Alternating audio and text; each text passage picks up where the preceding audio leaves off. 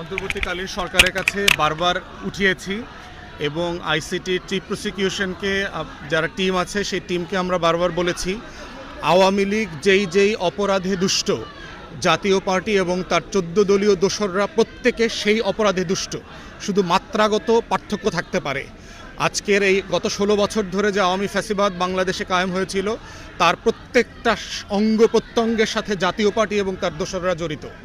অতএব যদি আওয়ামী লীগ নির্বাচনে অংশগ্রহণ করতে না পারে, জাতীয় পার্টি এবং 14 দল অংশগ্রহণ করতে পারবে না। যদি আওয়ামী লীগ বাংলাদেশে রাজনীতি করতে না পারে, জাতীয় পার্টি এবং 14 দলও পারবে না। যদি আওয়ামী লীগের নেতাদেরকে আইসিটির প্রসিকিউশনে বিচারের মুখোমুখি হতে হয় তাহলে জাতীয় পার্টিকে হতে হবে। মানি লন্ডারিং, লুটপাট, গণহত্যা, নির্বাচনী ব্যবস্থা ধ্বংসের দায়ে যদি আওয়ামী লীগকে যখন আমরা দায়ী করছি, জাতীয় পার্টি এবং 14 দলকেও আমরা ইকুয়ালি দায়ী করছি। তাই অন্তর্বর্তীকালীন সরকারকে বলছি যে আওয়ামী লীগের ব্যাপারে আপনারা যে সিদ্ধান্ত নিয়েছেন, জাতীয় পার্টি এবং 14 দলের ব্যাপারে আপনাদেরকে একই সিদ্ধান্ত নিতে হবে।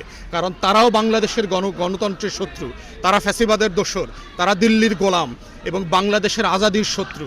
শরীফ ওসমান হাদি যখন বিছানায় শুয়ে কাতরাচ্ছে তখন জাতীয় পার্টির মতো ফ্যাসিবাদের দোসররা এই শহীদদের পুণ্যভূমি কীভাবে অপবিত্র করে এটা কোনোভাবে কাম্য হতে পারে না। তাই অন্তর্বর্তীকালীন সরকারকে আমরা আহ্বান করছি আপনারা অবিলম্বে বিষয়গুলো বিবেচনায় নেবেন এবং দ্রুত ব্যবস্থা নেবেন।